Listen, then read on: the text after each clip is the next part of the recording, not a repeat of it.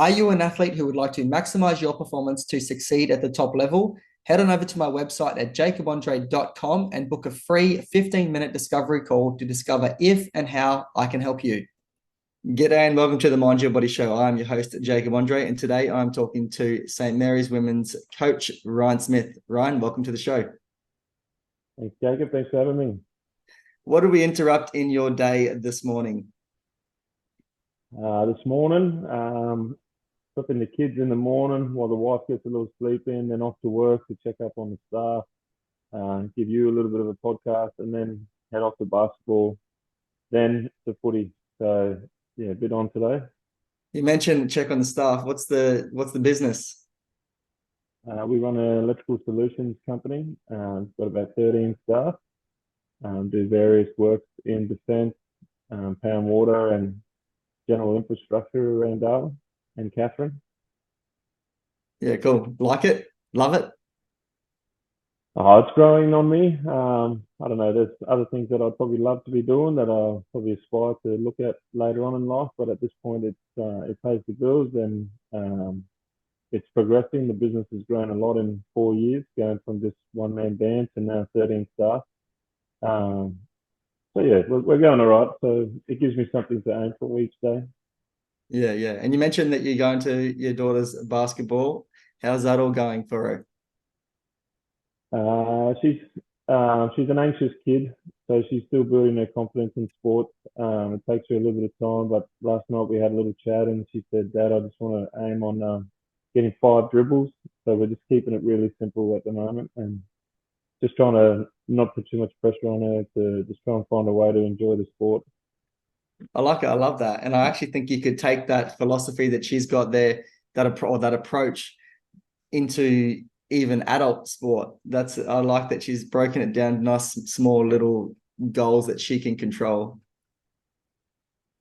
Yeah, it was cute for her to say that she just wants to get the 5 dribbles, and she looked at me and thought, "That's my goal." So yeah, I just supported her with that and said we can just do it from there. Maybe try and just tap the ball out of someone's hand, like obviously not try and put too much challenge on her.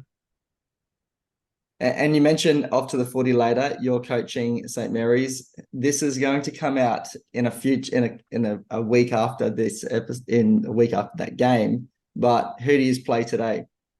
We play Southern District out at Norbuild Oval, which is a tough oval.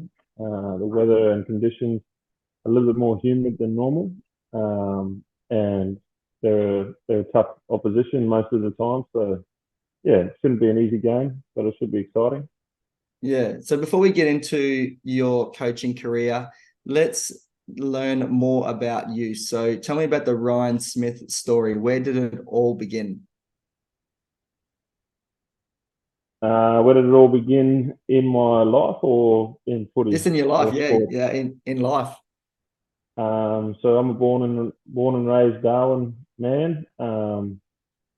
Yeah, my parents were also born and raised in Darwin. No, actually, my mum was born in Adelaide River, and my father was born in Brisbane. Sorry. Um, yeah, I've had a pretty grateful upbringing. Tough in the early years. My mum was single parent early on, so I was surrounded by my 6 aunties. So I have a lot of respect for women. Um, yeah, a lot of my aunties are all successful in their own way, and they all nurtured me to be respectful. And then, fortunately, I had a strong stepfather for a few years, and that really stabilized me to become the man and build the foundations that I follow. Was tough at times. Obviously, you want to feel like as a kid you want to run amok a little bit, but he always kept me in line. But I guess that made me more resilient because when things get hard, you just sort of feel like you can get through them. But yeah, 36 years later, here we are, 3 kids, married, and running a business. So yeah, been with my partner since I was 20, so 16-year relationship. So yeah, I'm just all about stability and just trying to build a purpose in life. Said I'd have kids before I was 30. I was 29 when we had my first daughter. So normally if I'm like focused on something that's just what I do. So yeah, there's a common phrase that I don't know if I made up myself or me and a close friend of mine made up, but one of my nicknames is Thor.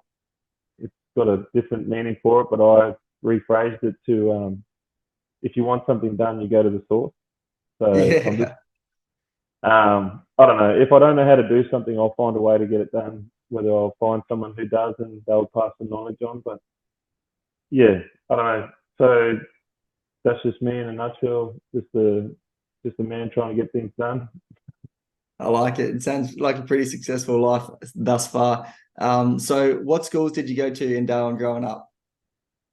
So I was raised in the Bronx, lived in Malac, went to Malac Primary, then wandered down the road to Sanderson, and through that time period, Malac was a nice suburb to live in, but a lot of housing commission, and also being right next door to Karama. And during those time periods, Karama was, yeah, not the greatest suburb around town. So yeah, that was a tough upbringing to deal with society and school at those times, but got through it. And then yeah, to wander down to Sanderson, where we were in the news every week for whatever stuff was going on that I never saw, but it was apparently happening. So yeah, to be surrounded by that stuff and still get through, complete year 12 and go off to complete my trade. I don't know. I don't know. I think it's just all about resilience and how you deal with different situations. So to be surrounded by that and not be influenced by it meant that I was either hanging around the right people or I was just making good decisions to not be involved in what was going on. Yeah, well, I actually, as a young, from when I was born, grew up in Karama. Then we moved out to Howard Springs. Dad built a house out there, and then moved back into Malacca, which is obviously, as you know, across the road from your house that you're referring to, which now Cyril Rioli lives in. Yeah, And yeah. so I know exactly what you're talking about. I didn't see a lot of that stuff either. Actually, my first day of school, I remember walking down the park from home up near where both the houses were through to Sanderson, along the back of Malacca there. And this boy, my first day of grade 8, first day of high school, says to me, "Give me your lunch money." And I was like, "Dude, this is not America. What are you talking?" I had no lunch money. I had my little sandwich packed. And he didn't say nothing. I was like, "I got no money," and just kept walking. Well, But yeah, yeah. I think that's what makes you resilient. Like I often, when you get certain humbug people asking you for money, I just I don't know, just calmly without feeling too much guilt, sort of say, "Hey, mate, like I really don't have anything on me at the moment." Just like walk away. Whereas some people don't know how to handle that. Whether or not that was from the same situation as what you're referring to, that you just sort of grow to deal with it.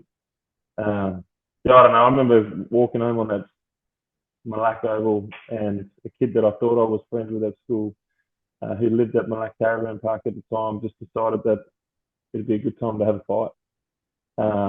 So he just pulled up and just shaped up, and I sort of didn't know what to do. I wasn't the fighting type of kid, but I used to watch a lot of wrestling, so I did a little wrestling move. It was enough for me to get out, and I quickly ran home from school. So it's just resilience, I'm telling you. Yeah, just handle the situation and get out of there as soon as you can. that's funny. There's plenty. I'm sure we could share plenty of stories like this. But so from there, maybe this is why you end up playing footy. So how did you end up at St. Mary's? I was very rugby union. That's where my birth father, his heritage is rugby union. He went off to, when he met my mother, he went off to France and stayed there for a few years. So I played a lot of union for Casuarina Cougars till I was about 15. So started at 6 and played for 15. And then just basketball, typical territory style, playing multiple sports. A bit of cricket, but a bit boring. And mum hated watching the grass grow, she'd say, so she stopped investing in me for cricket. Um, and then one day, reaching Sanderson, I had a couple of really close mates that said, "Mate, why are you playing rugby? That's for these type of guys." So they said, "Come play a game of Aussie Rules." They unfortunately lived at Palmerston, so I would have to go from Malac to Palmerston for training. But fortunately, the Toy family used to drive a bus through Casuarina, Sanderson, Camilla College, and they would come and pick us up. So I got to meet all the TV Islander kids when we would pick them up from Camilla, because that back then used to be a strong boarding house. So yeah, that's just purely peer pressure got me into playing Aussie Rules. Probably the first 4 to 5 years I was terrible at it. Couldn't kick, used to kick with the inside of my foot like a soccer player. Just all these habits of rugby union style kicking. So that's how I got in the game, really, just through peer pressure. But I was always a sports fanatic. Friends would want to come over and play video games, but I'd want to go outside and play one-on-one rugby or something, you know. Or the only person I used to know back then was Gary Ablett Senior, so we'd kick the ball in the air and say Ablett. So yeah, I just used to love sports. Yeah, I picked any sport up pretty quickly. I just love sports. Yeah. So have you only ever played with St. Mary's, or has there been other clubs there as well? Well, I started my juniors with Palmerston, and then that was under 14s, and then when I got to under 18s, the two friends who got me to play Aussie Rules stopped playing. So I was like, why am I still driving from Malak to Palmerston for the two people that aren't even here? So I had another friend, Aidan Hill, who was at St. Mary's at the time. So him and I were going to school. So I said, I'll just come to St. Mary's and join with you. So I've noticed that when I coach, that players normally want a purpose. So as much as they might love their club, if there's no purpose or there's no connection, they'll probably look for a trade. So I've seen that through the junior grades and now senior grades. But yeah, as much as you would like to build loyalty towards the club, if there's no purpose or there's no connection, then people are going to go somewhere else. Yeah. So yeah, that's how I ended up at St. Mary's, and then they saw value in me as a 6'5", 19-year-old kid who couldn't kick, but they worked really hard to teach me how to kick, and yeah, the rest is history. So how old were you when you first played your A grade, when you made your A grade debut? So I was 19. It was roughing against Darwin White. That was back in the era where St. Mary's were going for 3 in a row. Brendan Christensen was the coach. It was a pretty all-star lineup. Surioli Jr. was a young star playing as a 16, 17-year-old, about to get drafted. Yeah, the lineup on there, as you probably know, with the Vallejo's and Ansteth, and we had Scotty Chisholm, Donald Cockatoo, like there's some ex-AFL players all lining up next to us. There's a number of other Rioli boys, Randall Rioli, who's my brother-in-law, his brothers. I don't know. The lineup was crazy, and I was just overwhelmed with just joy just to be involved. And the first game, they said round 1 you can have a game, and I rucked up against Darryl White. And I remember during the game, Darryl White come over and said, "Go easy on me, young fella." Yet he was obviously super athletic. He'd literally just come out of AFL. Every time he jumped in the ruck, he was almost hitting the clouds. We ended up winning that game, and I didn't star or anything, but I played okay for a young ruck. And I just remember shaking hands, and then Darryl said, "Good game, mate." And then yeah, that sort of like motivated me to want to get better just from those subtle comments, and that was from an opposition, to be honest. Yeah.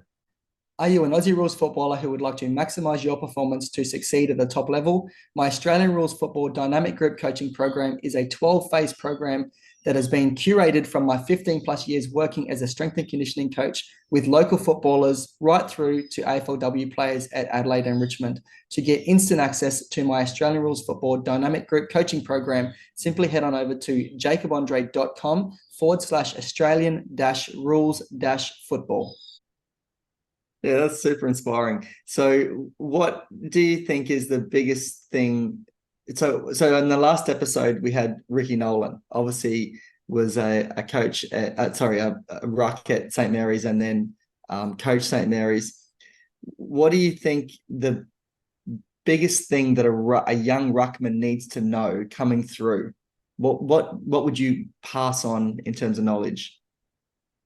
Well, that first year of mine was Ricky had a strong season, but it was also one of the seasons that the club was obviously looking. It seemed to be. I didn't notice much, but looking back at it, I can look at it. They seemed to be transitioning him out because he was older, but he was still playing quite well. So he was one of my mentors in my early days. But for a young ruck, for me, it's just about time and patience.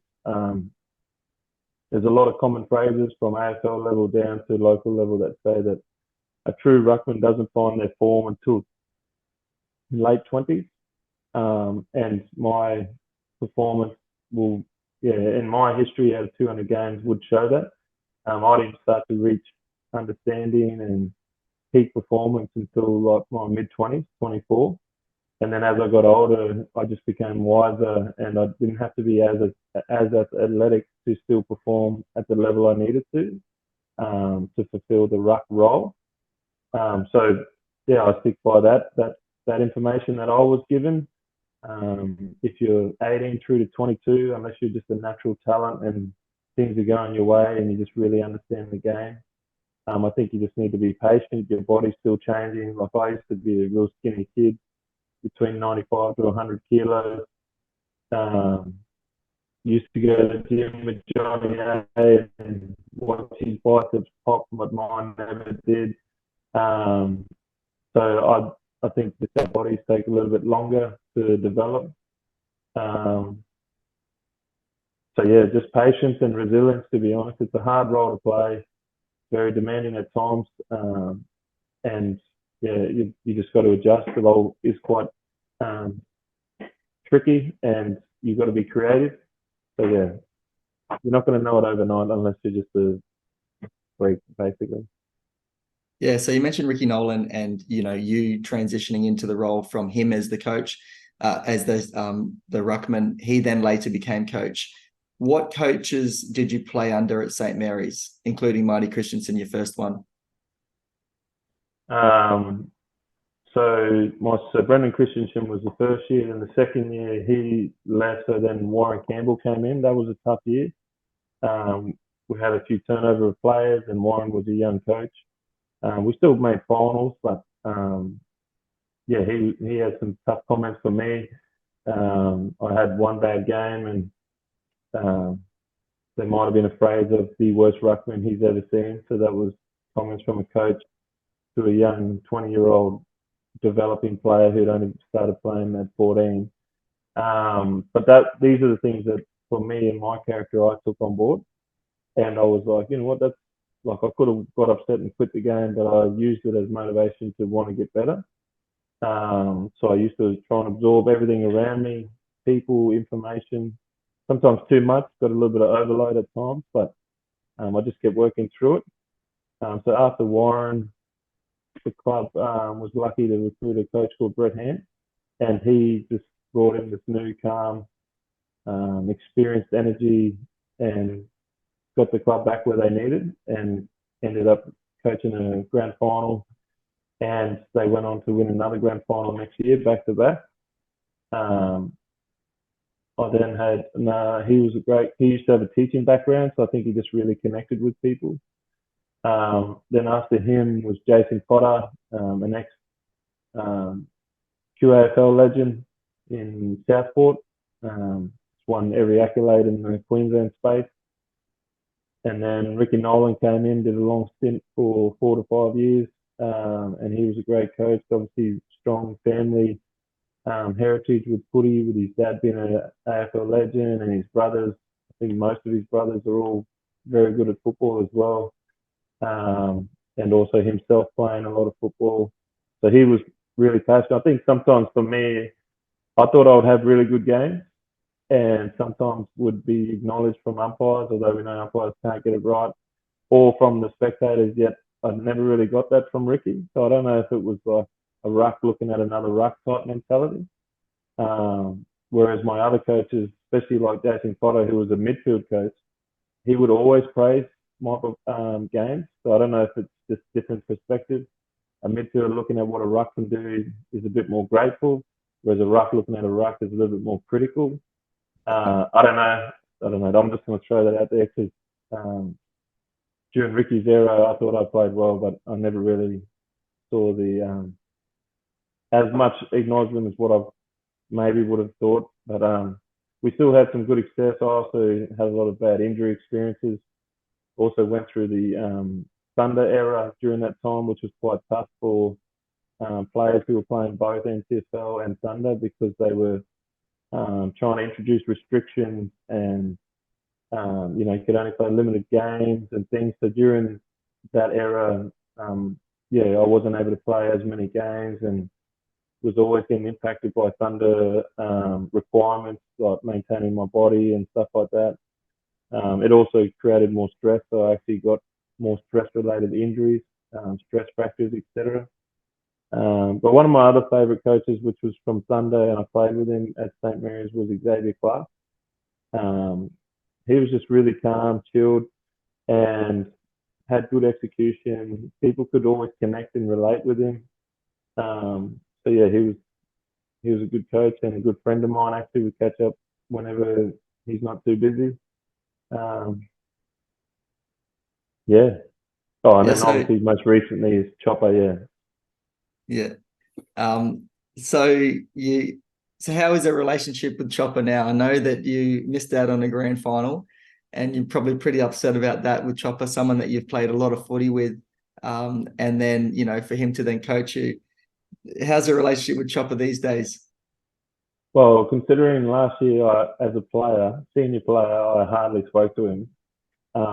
This year now, not playing and being co-partner in senior coaching, we talk 3, 4, 5 times a day. But I don't know, that's who I am. I just move on. So I was upset that I lost to Granny. I did have 2 broken ribs. So, in his defense, he didn't want to take the risk. However, I did train the week before the Granny, and I thought I trained pretty well. I might have been heavily dosed with what do you call it, painkillers, but I was driven to try and get my spot into the Granny. So I think what I was most upset about, and I told him and the leadership group, was that I just wasn't given the chance to prove it. Like I would have maybe have liked to go down to the Thursday night training, and he could have belted me or he could have done anything. And if I had shown weakness, he could have used that to say, "Hey, Ryan, that's why we're not going to choose you." So when I was sort of decided on a Wednesday night that I wasn't going to be able to play, I sort of felt like I wasn't given the chance. And for everything I'd done, I just felt like I would have liked to have the chance to prove it. And they went on to win the Granny, and you could almost say that maybe the backup ruck he played really well, but he also played very limited game time. So, if the roles were changed, would the broken ribs have impacted with the amount of limited game time? I don't know. But they went on to win, and it's something that I just had to deal with. And it's not the first grand final I've missed out on. Obviously, injury has just riddled the era that I played in, considering they nearly played in every grand final every season. I'm grateful to have 3, but the Johnny A's and the Iggy's and Shannon Riolis and that, they're all sitting 7+ grannies. So yeah, it's some people never get it. I'm grateful I've got 3. I've got plenty more through other leagues. So yeah, you take what you can give in life, and injury just has riddled me. So yeah, how it is. Just move on, ride the punches, and keep going. Yeah. So what have you taken from your playing career into your coaching career? What philosophies do you have around coaching, particularly with coaching women?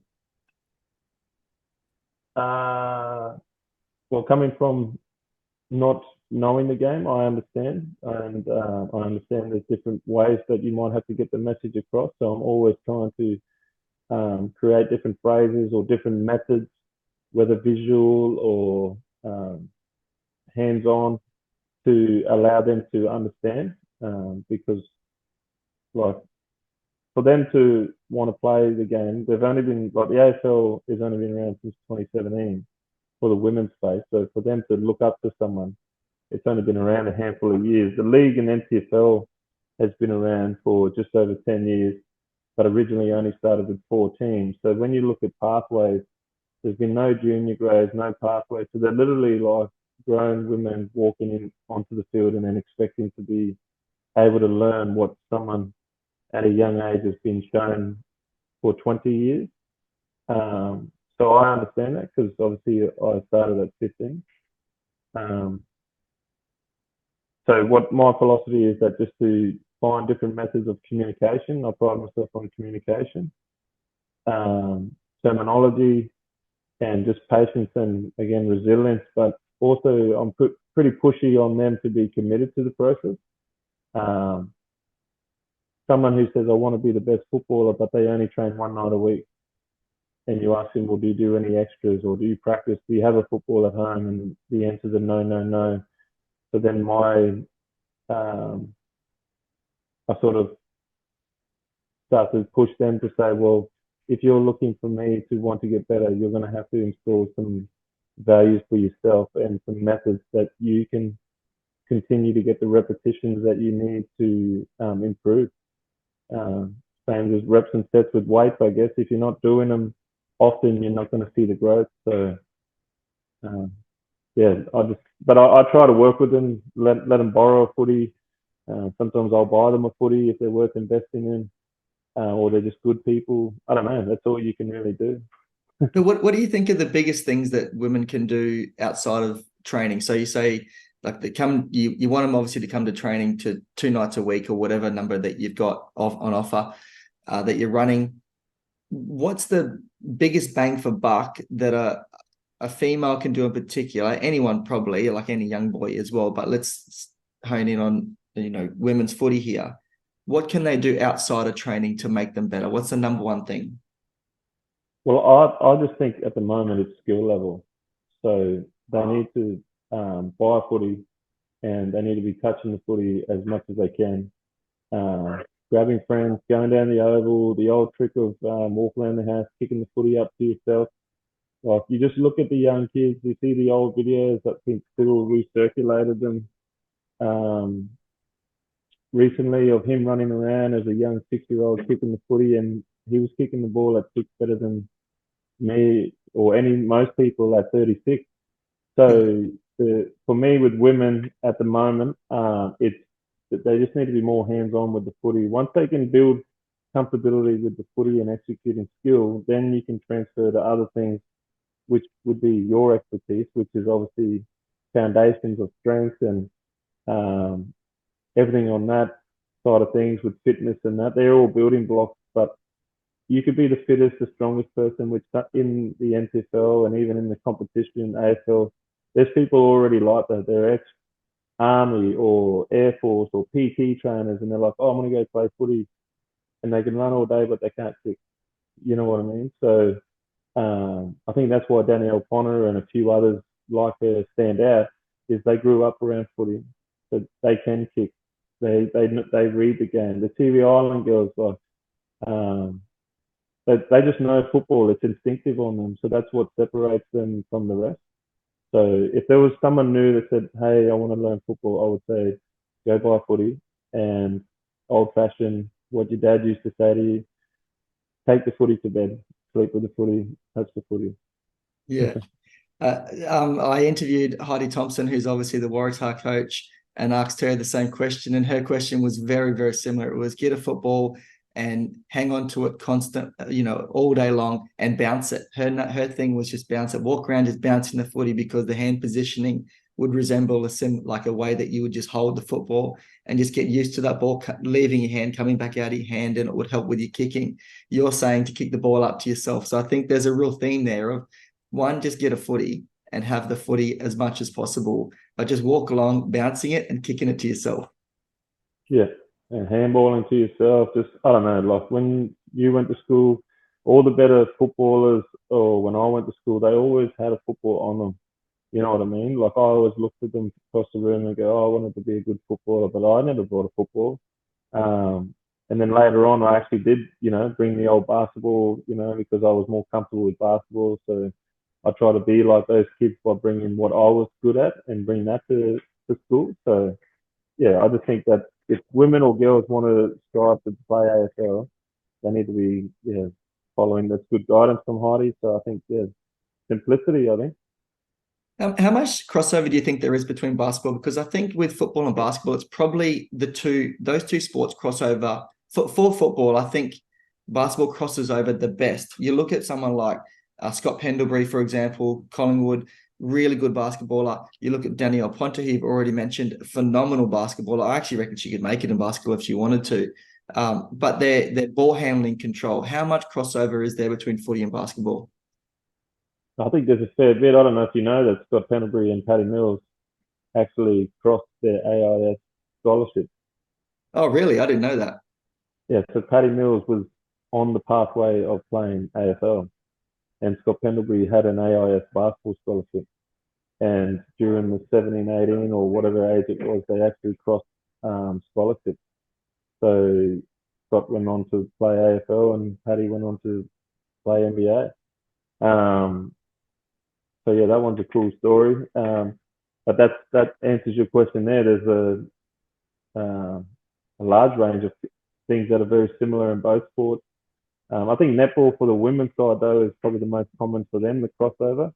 We've got a netballer from Catherine playing in our team, and her hand-eye coordination and agility is really good. I guess the only problem with her is she can often sometimes be caught flat-footed, and I think that's the downfall of netball compared to a basketball, which is a flowing sport. But just the hand-eye coordination and the agility work, I think that's what assists them with footy. But I think I don't know if you know. There's another person in your similar industry. He's gone off to China. His name's Jacob Shannon, I think. Jake Shannon.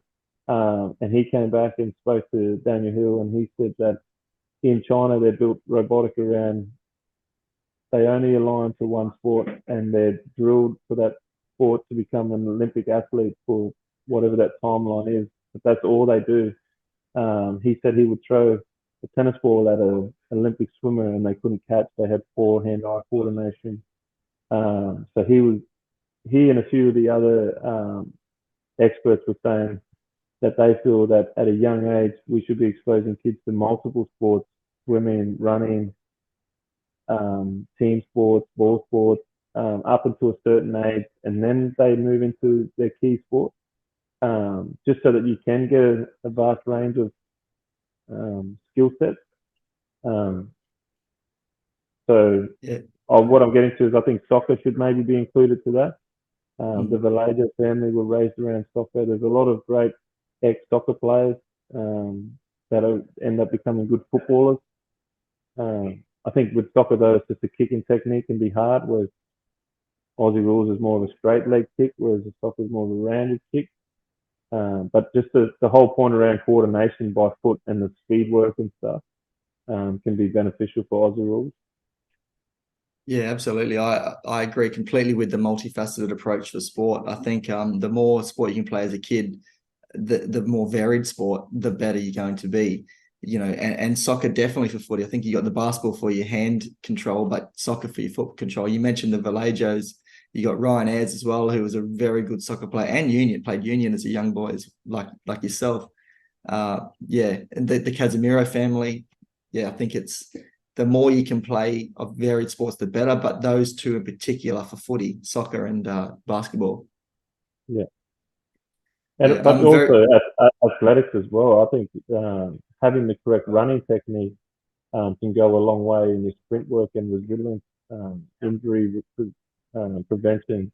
Like I look at what you're doing in athletics, and I'm trying to push my kids into doing stuff similar, because I don't think my running technique was that great. I think I developed a better running technique later in life, which maybe as a younger kid I might have been better.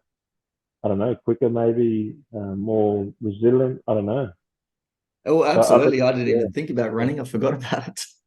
Yeah. Well, that's your expertise, right? Well, I actually tore my hamstrings 4 times because I didn't have great running technique and did athletics and surf lifesaving, and my main event in surf lifesaving was sprinting and beach flags. But it wasn't until later when I stopped competing. I was like in my 30s when I went and changed my technique, and now I can like sprint 100% like with no warm up and be completely fine.